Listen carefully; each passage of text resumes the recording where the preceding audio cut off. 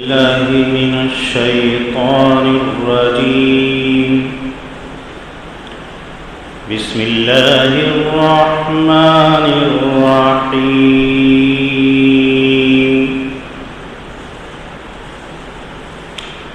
ولو أن لكل نفس ظلمت ما في الأرض لافتدت به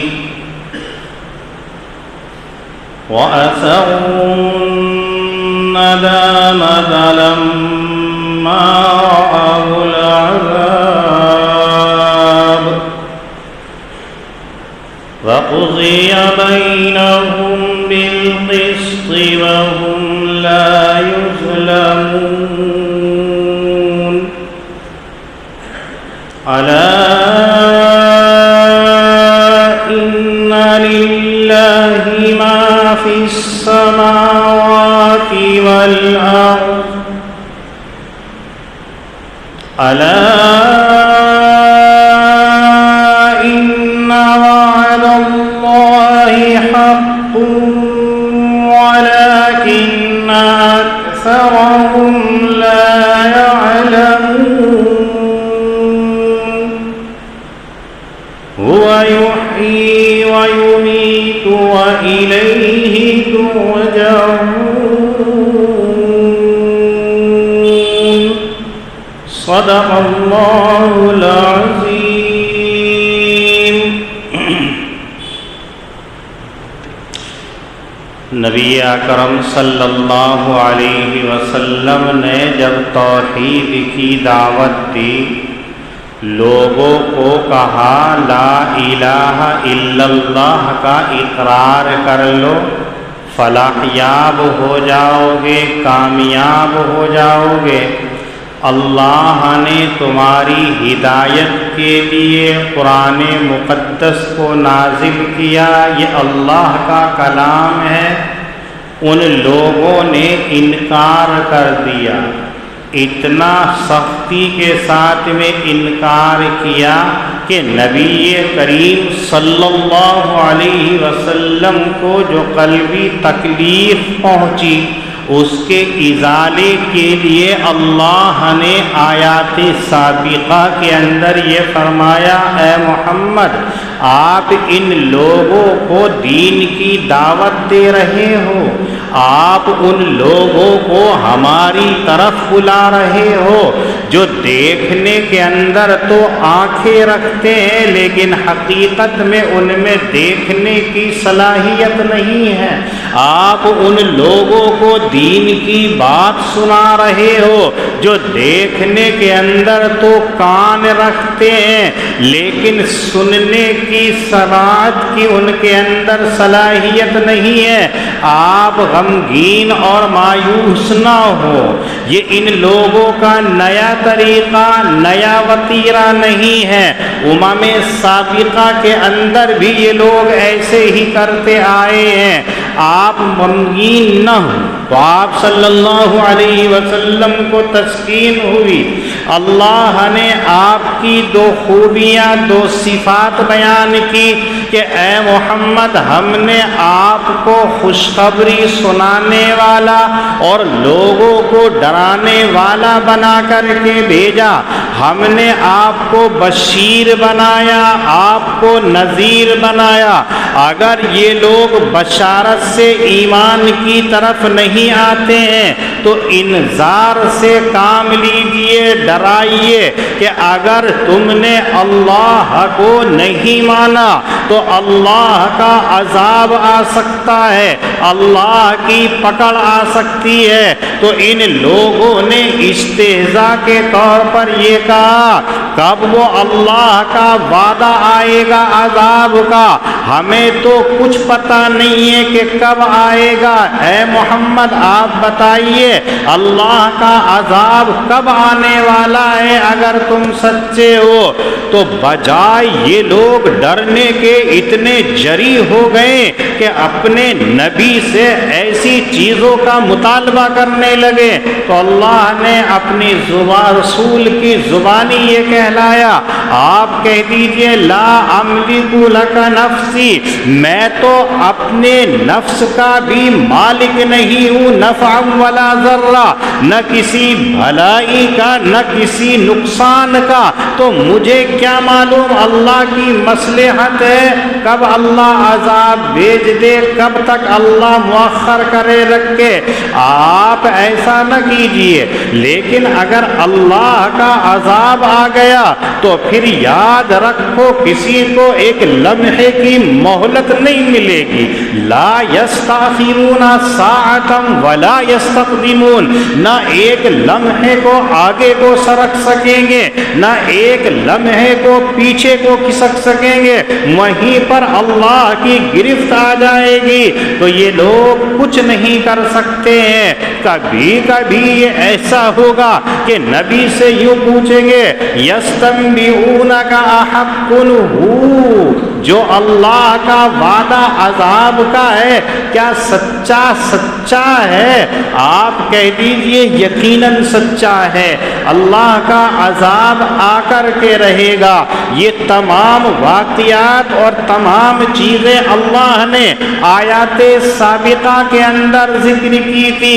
اس آیت کریمہ کے اندر ان منکرین توحید کو اور جو رسول کا استہزاء اور مذاق اڑانے والے ہیں ان کو تنبیہ کی جا رہی ہے، ان کو سمجھایا جا رہا ہے، لیکن قیامت تک آنے والے تمام لوگوں کے لیے اس کے اندر نصیحت ہے۔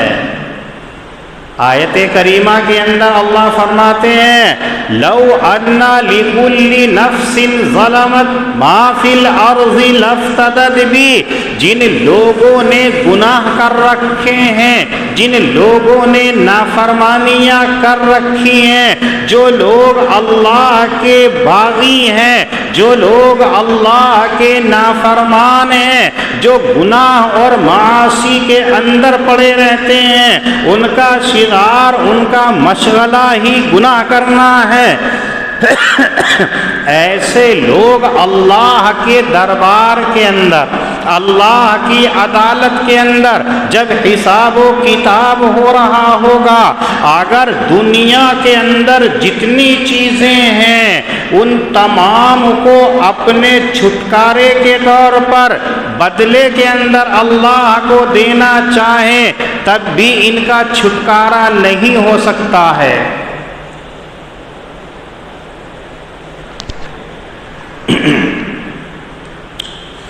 آج جو دنیا کے اندر ہم دیکھتے ہیں، اگر ہمارا کوئی کام نہیں ہوتا لفافہ دے دیا جائے کام ہو جائے گا، اگر ہمیں کوئی ستا رہا ہے لفافہ دے دیا جائے کام ہو جائے گا۔ ہمارے ذہن کے اندر یہ بات ہوتی ہے کسی کو ہدیے کے نام پہ، کسی کو رشوت کے نام پہ، کسی کو انعام کے نام پر دے کر کے ہم اپنے آپ کا بچاؤ کر لیتے ہیں، لیکن اللہ کے یہاں پر یہ طریقہ نہیں چل سکتا۔ آج تو 1000 2000 10 20 ہزار روپے دو، جو چاہے وہ کرا لو، لیکن اللہ کہتے ہیں ما فی الارض لافتدت بھی، ایک گنہگار مجرم اگر اللہ کی عدالت کے اندر اپنے گناہوں سے بچنے کے لیے یہ کائنات کی ساری چیزیں بھی اگر دینا چاہے، اول تو ناممکن ہے، لیکن بفرض محال اگر وہ دینا بھی چاہے تو دینے کے لیے تیار ہوگا، لیکن وہ کام نہیں آئے گی۔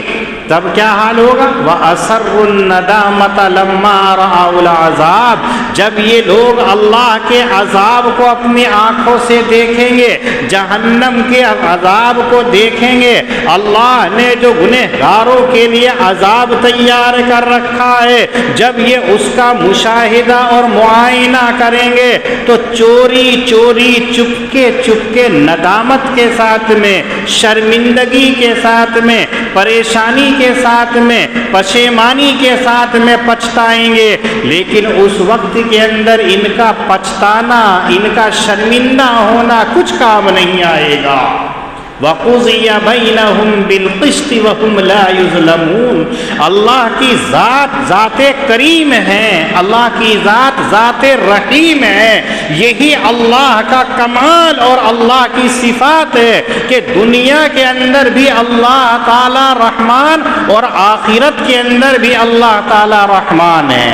حدیث کے اندر نبی اکرم صلی اللہ علیہ وسلم فرماتے ہیں کہ اللہ نے اپنی رحمت کے 100 درجے بنائے ہیں، ان 100 درجوں میں سے ایک درجہ اس دنیا کے اندر تقسیم کر دیا مخلوق کے اندر، جس کا نتیجہ یہ ہے کہ باپ بیٹے سے، بیٹا باپ سے، ماں بیٹی سے، بیٹی ماں سے، شوہر بیوی سے، بیوی شوہر سے، بھائی بھائی سے، بہن بہن سے پیار محبت، حتیٰ کہ مویشی اور درندے جانور بھی آپس کے اندر جو ایک دوسرے سے پیار کرتے ہیں، اسی ایک رحمت کے درجے کا نتیجہ ہے۔ اور 99 درجے رحمت کے اللہ نے اپنے لیے خاص کر کے رکھے ہیں، جو آخرت کے اندر اللہ رب العزت مومنین کے ساتھ میں فرمائیں گے کہ ذرا ذرا سی ادا پر، ذرا ذرا سی حرکت پر،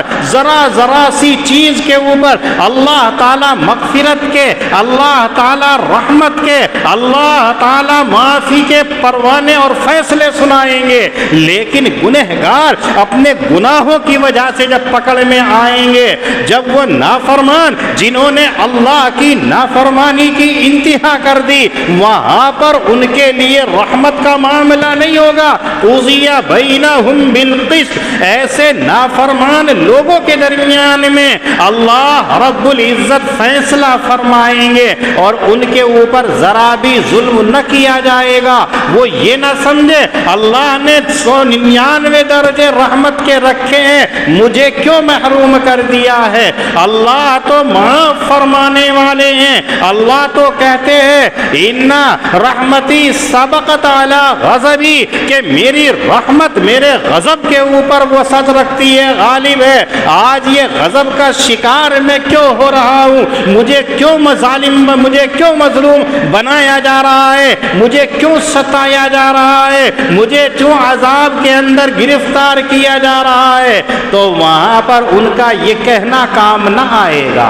اس لیے کہ اللہ نے اس دنیا کے اندر اپنے نبی کو بھیج کر کے بتلا دیا، اپنے نبی کے اوپر قرآن کریم کو نازل کر کے بتلا دیا کون سا کام تمہیں کرنا ہے اور کون سا کام نہیں کرنا ہے۔ اس آخرت کے دن سے پہلے اپنے گناہوں کو معاف کرانا چاہو تو کرا لو، اپنی غلطیوں کو ختم اور صاف کرانا چاہو تو کرا لو۔ ایک مرتبہ صدق دل سے کہہ دیجئے رب اغفر ورحم، تو میرا رب اتنا مہربان ہے، ایک دم سے معاف فرما دیتا ہے، ایک دم سے اس کو درگزر کر دیتا ہے۔ لیکن شرط یہ ہے کہ آئندہ نہ کرنے کا عہد ہونا چاہیے۔ ایسا نہیں زبان سے تو کہہ دیا رب اغفر لی ورحمنی رب انی ظلمت نفسی فاغفر لی، زبان سے کام نہیں چلے گا، دل سے کام چلے گا۔ آپ نے زبان سے کہا اور دل سے اس کے اوپر یقین کر کے پختہ ارادہ کیا تو رب کریم معاف فرما دے گا۔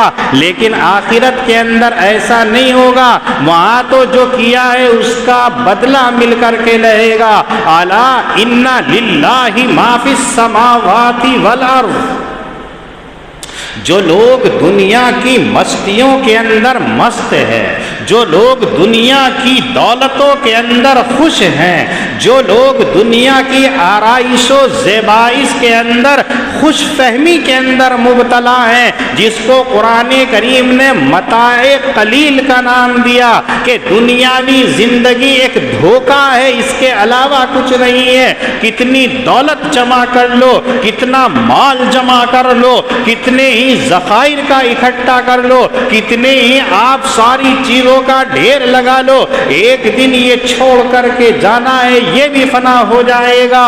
لیکن اگر آپ کو وہاں جانا ہے اور اللہ کے دربار کے اندر حاضری دینی ہے تو یہ دولت، یہ ثروت، یہ مال آپ کے ساتھ نہیں جائے گا، یہ تو سب اللہ کا ہے۔ الا ان للہ ما فی السماوات والارض، جو کچھ زمین اور آسمانوں کے اندر ہے وہ ساری چیزیں اللہ کی ہے، تم کون سی چیز اس کی عدالت کے اندر پیش کر سکتے ہو؟ اگر آپ نے صبح سے لے کے شام تک مال کمایا تو وہ آپ کا مال نہیں ہے، وہ اللہ کا مال ہے۔ اللہ جب چاہے چھین سکتے ہیں، جب چاہے ہلاک کر سکتے ہیں، جب چاہے آپ کی ملکیت میں سے نکال کے دوسری کی ملکیت میں پہنچا سکتے ہیں۔ تو تمہارے پاس کیا ہے؟ تم تو تہی نامہ ہو اور مفلس ہو۔ الا ان وعد اللہ حق، رب نے تم سے جو وعدہ کر رکھا ہے، اللہ نے جو تم سے وعدہ کیا ہے کہ اگر تم نیکوکار بن کے آؤ گے تو تمہارے لیے ہم نے جنت بنا رکھی ہے۔ فإن الجنت ہی الماوا، یہ ان لوگوں کے لیے ہے جن کے اندر یہ وصف ہو۔ وَأَمَّا مَنْ خَافَ مَقَامَ رَبِّهِ وَنَهَى النَّفْسَ عَنِ الْهَوَىٰ، جو دربار الہی کے اندر، اللہ کی عدالت کے اندر، اللہ کے روبرو، اللہ کے سامنے کھڑا ہونے سے ڈرتا ہے، گھبراتا ہے، اور اپنے نفس کی، اپنی خواہشات کی، اپنی منمانی کو چھوڑ دیتا ہے، ایسے لوگوں کے لیے جنت تیار کر رکھی ہے۔ اور جو لوگ اللہ سے خوف نہیں کھاتے ہیں، جو اپنی دنیا میں مست اور دنیا کی چیزوں کو اصل سمجھتے ہیں، فإن الجحیم ہی المأویٰ، ایسے لوگوں کا ٹھکانہ جہنم ہے۔ یہ اللہ نے جو وعدہ کیا ہے کہ صالحین کے لیے جنت اور فاسقین کے لیے، بدبختوں کے لیے، نافرمانوں کے لیے، ظالمین کے لیے جہنم ہے، یہ اللہ کا وعدہ جھوٹا نہیں ہے۔ الا ان وعد اللہ حق، یاد رکھو اللہ کا وعدہ سچا ہے، برحق ہے۔ ہمارا تمہارا جھوٹا ہو سکتا ہے لیکن رب کا جھوٹا نہیں ہو سکتا ہے۔ ولکن اکثرهم لا يعلمون، لیکن لوگ اس کو جانتے نہیں ہیں، یا جانتے تو ہیں انجان بن جاتے ہیں، ایسے ہو جاتے ہیں جیسے ان کو پتہ ہی نہیں ہے۔ ہر مومن جانتا ہے کہ اللہ نے جو کہا ہے وہ سچ کہا ہے، اللہ جو کہتے ہیں وہ جھوٹ نہیں کہتے ہیں، لیکن اس کے باوجود جو ہے اللہ کے وعدوں کی طرف کان نہیں دھرتے ہیں، اللہ کے وعدوں کی طرف ذہن نہیں چلاتے ہیں۔ اللہ کی ذات تو وہ ہے، ہوا یحیی و یمیت و الیہ ترجعون۔ اس آیت کریمہ کے اندر وہ لوگ جو آخرت کا انکار کرتے ہیں، لقائے خداوندی کا انکار کرتے ہیں، اللہ سے ملاقات کا انکار کرتے ہیں، جن کا عقیدہ، جن کا مذہب، جن کی سوچ صرف اتنی ہے ہم اسی دنیا کے اندر پیدا ہوئے اور اسی کی خاک میں ہم مل کر کے بھسم ہو جائیں گے، اس کے بعد میں کوئی چیز نہیں ہے، ہم پیدا ہوئے، ہمیں قبر میں اتار دیا، ہماری کو مٹی نے اپنے اندر سما لیا، ہمارا جسم خاک بن گیا، ہمارے پاس اب کچھ نہیں ہے، تو اب بعد میں کوئی اٹھانے کا مسئلہ نہیں ہے۔ بعد سے بادل موت کا انکار کرنے والے ہیں۔ تو اللہ تعالیٰ اس آیت کریمہ کے اندر ان کے اس نظریے کی تردید کرتے ہیں کہ ذات خداوندی وہ ہے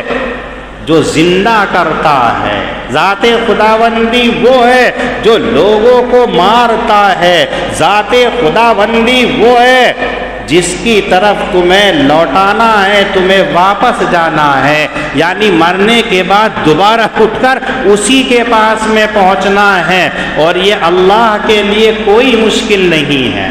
مشکل تو اول مرحلے کے اندر ہوتا ہے۔ آپ انجینئر سے معلوم کیجئے، جب وہ کسی بلڈنگ کا نقشہ بناتا ہے تو ابتدا کے اندر اسے کتنی مشکلات آتی ہے، اسے ڈیزائن کو اپنے ذہن کے اندر لانے کے لیے کتنی محنت کرنی پڑتی ہے، کتنے نقشے نقشے بناتا ہے ریجیکٹ کرتا ہے، بناتا ہے ریجیکٹ کرتا ہے، بناتا ہے قلم کر دیتا ہے، بناتا ہے کینسل کر دیتا ہے۔ لیکن اگر ایک مرتبہ اس نے کسی بلڈنگ کا نقشہ بنا لیا، پھر اس کو چاہے پھاڑ دیا جائے، چاہے اس بلڈنگ کو مسمار کر دیا جائے، منہدم کر دیا جائے، دوبارہ بنانا اس کے لیے آسان ہوتا ہے، اس لیے کہ پہلے بنانے کے بعد اس کا خاکہ اس کے ذہن کے اندر موجود ہے۔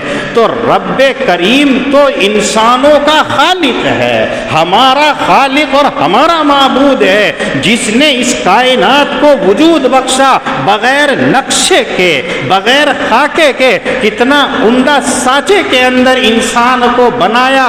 کہیں ایسا نہیں ہے کہ سر کی جگہ پیر لگا دیا ہو، پیر کی جگہ ہاتھ لگا دیا ہو، آنکھ کی جگہ ناک لگا دی ہو، داڑھی کی جگہ سر اور سر کی جگہ داڑھی لگا دی ہو، گلے کی جگہ گدھی اور گدھی کی جگہ گلا لگا دیا ہو۔ کبھی آپ نے نہ سنا ہوگا، نہ دیکھا ہوگا، نہ تصور ہو سکتا ہے ایک بچہ تیار ہو کر کے رحم مادر سے آتا ہے، پھر دوسرا، پھر تیسرا آتا ہے، تمام کے چہرے الگ ہوتے ہیں، تمام کے نشانات علیحدہ ہوتے ہیں، تمام کے خاکے علیحدہ ہوتے ہیں، تو رب ان تمام کو پہلی مرتبہ بناتا ہے تو دوبارہ بنانا اس کے لیے کون سا مشکل ہے؟ دوبارہ بنانا تو اس کے لیے آسان ہے۔ اگر ہمیں مرنے کے بعد میں اس نے مٹی میں ملا دیا تو دوبارہ اٹھانا اس کے لیے آسان ہے، اور اس کا تو صرف اتنا ہوتا ہے کن، اتنا کہتا ہے، صرف 2 حرف کہتا ہے فکان، وہ کام وجود کے اندر ہو جاتا ہے، اسے کسی چیز کی ضرورت نہیں ہوتی ہے، تمام اعضاء ایسے ہی تیار ہو جاتے ہیں۔ تو ایسا رب کتنا طاقتور ہوگا، ایسا رب کتنی قدرت والا ہوگا، ایسا رب کہ نہ اس کو کوئی تھکا سکتا ہے، ایسا رب کہ جس کو تکان محسوس نہیں ہوتی ہے، کبھی اس کو نیند نہیں آتی ہے، کبھی اونگ نہیں آتی ہے، ہمیشہ جاگتا رہتا ہے، کبھی سوتا نہیں ہے۔ جاگنا تو انسان کا، سونا تو انسان کا، مخلوق کا خاصہ ہے۔ خالق تو ہے لا تاخذہ سنۃ ولا نوم، اسے نہ تو نیند آتی ہے نہ اونگ آتی ہے، بلکہ اس کی ذات تو ہے هو الحی القیوم، ہمیشہ زندہ رہنے والا، ہمیشہ قائم چست و چالاک رہنے والا، ایسی ذات، اور اس کا تم انکار کرتے ہو تو سوچو دنیا کے اندر اگر کوئی آفیسر تم سے سخت آ جاتا ہے، تمہارے سے پہلے ڈیوٹی پر موجود ہوتا ہے، تو کوئی اس کے خلاف کر نہیں سکتا ہے، جرأت اور مجال نہیں ہوتی ہے۔ ایسے ہی رب کو دیکھیے جو ہما وقت جاگتا رہتا ہے، تمہارے اعمال سے، تمہاری ایک ایک حرکت سے بخوبی واقف ہے۔ ایسے رب نے تمہیں پیدا کیا، ایسے رب ہی تمہیں وقت موعود پر مار دیتا ہے، اور اسی کی طرف تمہیں لوٹ کر کے جانا ہے۔ تو تمہاری عقل کیا کہتی ہے؟ تمہیں تو ڈرنا چاہیے، تمہیں تو رب سے خوف کھانا چاہیے، لیکن آج کا انسان کتنا نڈر ہو گیا۔ آج کا انسان تو یہ ہے، سنے گا، گردن ہلائے گا، کرے گا من کی، کتنے ہی اقرار کرا لو گردن ہلا لے گا، بہت پکا وعدہ کر لے گا، لیکن کام اپنا ہی کرنا ہے۔ وہ جو گاؤں والوں کی مثال کہ بات پنچوں کی سر ماتھے پر پرلانا وہیں گرے گا۔ تمہاری بات صحیح ہے، تمہارا کام صحیح ہے، لیکن میرا کام جو ہے وہی کرنا ہے۔ یہی ہم نے شریعت کے اندر کر لیا، کتنا ہی کہہ دو، اگر ہمیں جو کام کرنا ہے وہ کرنا ہے، کتنا ہی بولتے رہو، لیکن جو ہماری سوچ ہے، ہمارا تصور ہے، ہماری مثال ہے، ہم اس سے ہٹتے نہیں ہیں۔ ہمیں نماز نہیں پڑھنی تو پڑھنی نہیں ہے، کتنا ہی سمجھا دو، شاید کوئی مسلمان ایسا ہوگا جو نماز کا انکار کر دے۔ جب کہو گے نماز پڑھنی، ہاں جی پڑھنی ہے، کبھی نہیں کرے گا، لیکن جب اذان ہو جائے گی مسجد کے اندر نہیں آئے گا، چوکھٹ پر بیٹھا رہے گا، دروازے پر بیٹھا رہے گا، سڑک پر کھڑا رہے گا۔ نماز نہیں پڑھنی تو نہیں پڑھنی ہے، معلوم یہ ہوا رب سے ڈرتا نہیں ہے۔ اگر کوئی کہے اتنا پیسہ ہے حج کر لو، ہاں جی حج کروں گا، بڑی تمنا ہے، شاید کوئی مسلمان ایسا ہوگا جو حج بیت اللہ کا انکار کرتا ہو، شاید غریب سے غریب ہو، مالدار سے مالدار، ارب پتی کروڑ پتی ہو، جب اس سے کہو تمنا تو بہت ہے، دل مچلتا ہے، تڑپتا ہے، آپ جب اس سے کہیں گے تو ایسے جذباتی الفاظ کہتا ہے کہ اس کو سن کر کے کلیجہ منہ کو آنے لگتا ہے۔ لیکن جب کہا جائے چلو حج کا فارم بھر دو، بیٹی جوان ہو گئی ہے، 3.5 لاکھ روپے لگ رہے ہیں، 2 بیٹیوں کو فارغ کر دوں گا، بس ان 2 بیٹیوں کو فارغ کر لوں، اس کے بعد حج کو جاؤں گا۔ اب کہاں چلا گیا وہ جذبہ، اب کہاں چلی گئی وہ تڑپ؟ معلوم یہ ہوا کہ اپنی مرضی چلانی ہے، رب کی نہیں چلانی ہے، جبکہ شریعت کے اندر رب چاہی عبادت، رب چاہی زندگی مقصود ہے، من چاہی عبادت اور من چاہی زندگی مقصود نہیں ہے۔ آپ بیٹیوں کی شادی کر رہے ہیں، اچھا ہے، لیکن شریعت نے شادی کے اندر خرچہ کہاں بتایا ہے؟ بس ایک بتایا ہے، مہر، مہر ہے، قرآن کریم بھی یہی کہتا ہے، صدقاتہن نحلہ، عورتوں کو ان کا مہر دے دو، عورتوں سے نکاح کرو مہروں کے بدلے کے اندر، بس ایک خرچہ اتنا تو آتا ہے، اس کے علاوہ شریعت کے اندر کوئی خرچے کا تصور نہیں ہے۔ آپ کو لین دین کرنا شریعت نے نہیں مانا ہے، آپ کو سگائی منگنی کرنی ہے، کوئی شریعت نے نہیں مانا ہے، آپ کو دعوتیں کرنی ہے، جہیز دینا ہے، شریعت نے نہیں مانا ہے۔ اپنی طرف سے ہم نے اتنے خرچے گھڑ لیے ہیں کہ 2-3 لاکھ جب تک نہیں ہوں گے بیٹی کو بوڑھا کر دیں گے ہم، اور جب آ جائیں گے اب کریں گے۔ حج فرض ہو گیا آپ کے اوپر، لیکن اب ہم نے جو اپنے اوپر دوسرے اخراجات مسلط کر رکھے ہیں اس کو اصل سمجھتے ہیں، اور کیا کہیں گے، بس بیٹی سے فارغ ہو جاؤں۔ ابھی بیٹی سے فارغ نہیں ہوئے تھے، جوڑ رہے تھے، ابھی پورا سال نہیں ہوتا ہے تو بیٹی کے یہاں اللہ کی طرف سے کوئی نمونہ آ جاتا ہے، انعام کے طور پر اولاد ہو گئی ہے، بچہ آ گیا، اجی اب اس کو جو ہے وہ چھوچک دینا ہے، اجی اس کو یہ جانا ہے، پہلا ہے نا، اگر نہ جائیں گے تو بیٹی کو تانے ملیں گے۔ اب اس چھوچک کے نام بھی کم سے کم 1,50,000 وہاں دینے، جتنے جوڑے تھے وہ وہاں دے دیے جی، بس اس کو فارغ کر دوں اور اس کے بعد کے اندر جو ہے جوڑ رہا ہوں پیسے، پھر حج کو چلا جاؤں گا۔ اب جوڑ رہا ہے، کچھ جوڑے تھے، اتنے میں دوسری لڑکی کا نمبر آ گیا، وہ جوان ہو گئی ہے، اب کہتا ہے جی اگر میں نے اس کی شادی نہیں کری تو جب تک تو سب ایک جیسی تھی، ان کو کچھ احساس نہیں تھا، لیکن جب بڑی کی شادی کر دی تو چھوٹی کے جذبات بھی ایسے ہوں گے کہیں گناہ میں نہ پھنس جائے، اسی کو بھی فارغ کر دو۔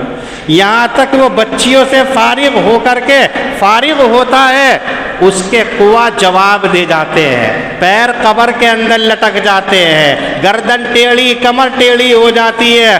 اب کہتا جی تمنا تو بہت ہے پر کیا کروں، حج کیسے کروں گا میں؟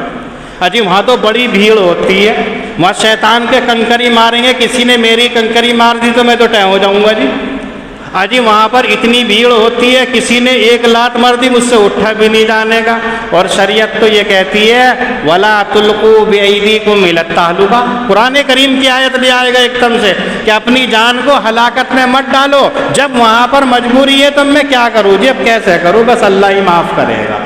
معلوم یہ ہوا کہ رب کا ڈر ہمارے اندر نہیں ہے، ہم اپنی مرضی سے چلتے ہیں، اپنی مرضی سے کرتے ہیں۔ ہوا یحیی و یمیت و الیہ ترجعون، اتنا تو یقین ہے وہ زندہ ہے، زندہ کرتا ہے، اللہ ہی ہمیں مارتا ہے، یہ یقین، و الیہ ترجعون کے اوپر ہمارا عمل نہیں ہے، ہمیں لوٹ کر کے اس کے پاس میں جانا ہے، حساب دینا ہے۔ اگر اللہ نے پوچھ لیا ہم نے بیٹیاں دی تھی تو اپنے نبی کو بھی تو حضرت فاطمہ دی ہے، ہم نے صدیق اکبر کو حضرت عائشہ دی ہے، ہم نے عمر فاروق کو حضرت حفصہ دی ہے، بتائیے ہم نے نبی کو ام کلثوم اور رقیہ دی ہے، وہاں کہاں خرچہ نظر آتا ہے؟ نبی نکاح کرتے ہیں، حضرت صفیہ سے نکاح کر رہے ہیں تو لوگوں سے کہتے ہیں اپنے گھر سے کھانا پکا کر کے لے آؤ، اور دسترخوان لگا کر کے سب ساتھ میں کھاتے ہیں اور کہتے ہیں یہ صفیہ کا ولیمہ ہے، آپ ولیمے کی دعوت کر لو۔ یہ نبی کر رہا ہے جس کے لیے کائنات کے اندر ساری چیزیں ہیں، جس کو کہا جا رہا ہے اگر آپ چاہیں تو ایک پہاڑ سونے کا اور ایک پہاڑ چاندی کا بنا کر کے آپ کے ساتھ ساتھ بھیج دے، لیکن رسول پسند نہیں کرتا ہے۔ ہم رسول کے امتی ہیں، اسی کے لاڈلے اور اس کے بہترین امتی ہونے کا دعویٰ کرتے ہیں، لیکن سنت کا حال یہ ہے کہ صبح اٹھتوں کے سب سے پہلے ہم سنت کا جنازہ نالی کے اندر ڈالتے ہیں۔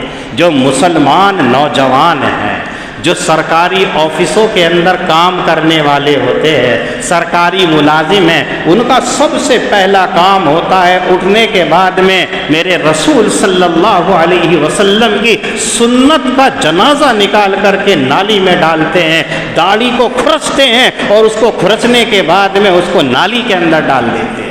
سب سے پہلا کام یہ کر رہے ہیں، تو اور سنتوں کو کیا عمل میں لائیں گے؟ وہ نکاح کے اندر کون سی سنتوں کو لائیں گے؟ ہاں، ایک سنت تو آئے گی، اجی تم امام صاحب نکاح پڑھا رہے ہو، اس کے پیسے لوگے، چلو 500 روپے لے لو، یہی بہت۔ جس کو اسلام یہ کہتا ہے کہ نکاح پڑھانے والا اپنی اجرت اگر لے تو یہ لینا جائز۔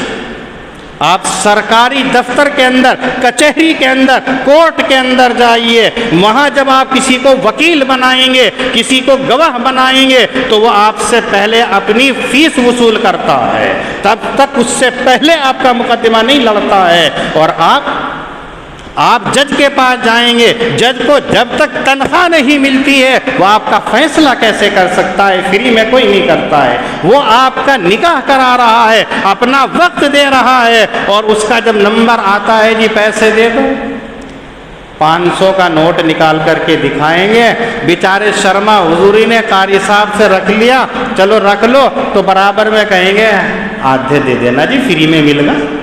ہم تو پوری جھاڑی کرنے کے بعد میں 500 روپے، تم نے تو کہا فلاں کو قبول کر لیا جی، قبول کر لیا، لاؤ 500 روپے۔ نہیں، حنفی مسلک کی مشہور کتاب عالمگیری کے اندر یہ فتویٰ لکھا ہوا ہے آج کے دور کے اندر کہ اگر کوئی کنواری لڑکی کا نکاح پڑھا رہا ہے تو اس کی اجرت اسے 1 اشرفی سونے کی دینا ہے، اور اگر جس لڑکی کا نکاح دوسری مرتبہ ہو رہا ہے تو اس کی جو ہے آدھا دینار دینا ہے، یعنی آدھی اشرفی دینی ہے۔ موجودہ دور کے اعتبار سے آج 1 اشرفی کی قیمت 25,000 روپے ہے اور آدھی 12,500 روپے ہے۔